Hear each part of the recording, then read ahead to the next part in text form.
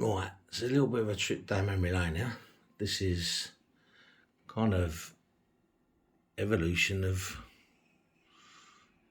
birding in my world. So when I was about 6 or 7, I started off with a pair of Charles Franks 8x30s. These was amazing. In a white at the time, I used to take them to bed with me and polish them every night. I thought it was absolutely fantastic. And that little gift, 6 or 7 years of age, started me on an adventure of a lifetime, really, with birds and wildlife and the outdoors. So it was fantastic. So not much. So from a little seed, growed a whole passion and a whole lifetime of birding. I had them for quite a few years.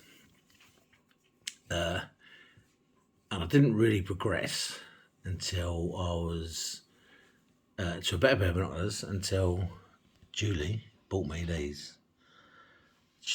Swift Audubon 8.5 by 44s, I think that is, yeah, by 44, on my 21st birthday.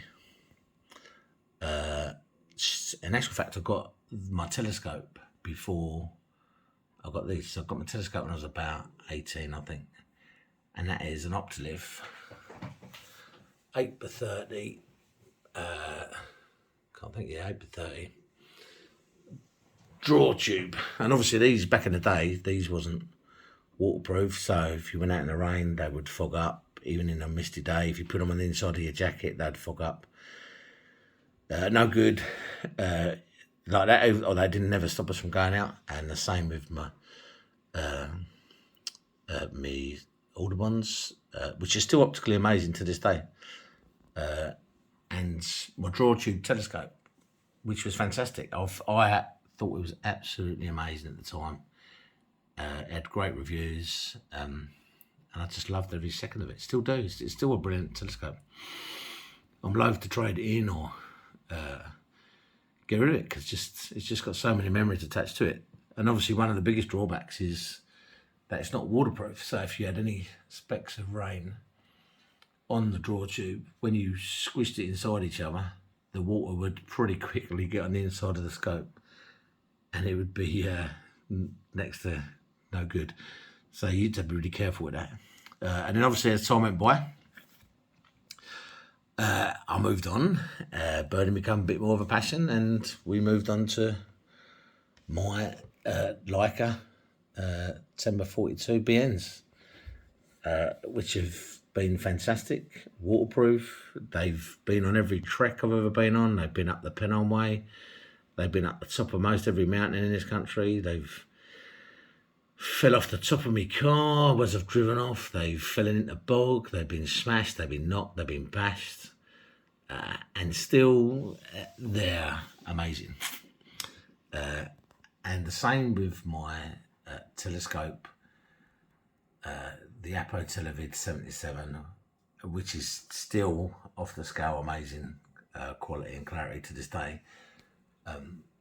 Even though it's quite heavy and but it still served me and it's still optically amazing to this day. But unfortunately, with the new kids on the block, some of my friends having Swarovski gear and looking through it, eventually I suppose it had to come that I would give in. So last year, I went to Norfolk with an open mind, went to Titchwell, and with the view that I kind of like the Zeiss Victory, the new binoculars that they had, which are amazing, but I didn't really care.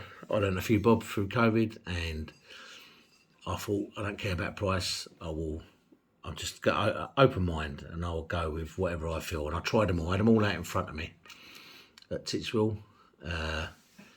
And I was blown away by the NL Pures Timber 42s, I think they are. Yeah, absolutely amazing. Field of view off the scale. And even like a day like today over at Hedgecourt Lake, even in the really, really poor conditions, poor light, they were still amazing. You could still pick out the Starlings in the rear bed in the gloom. And my this Swarovski 65, my mate Wally has got the STX binocular vision, and he kind of had this kicking around in his boot. So he said, Stu, you know what, do you fancy that?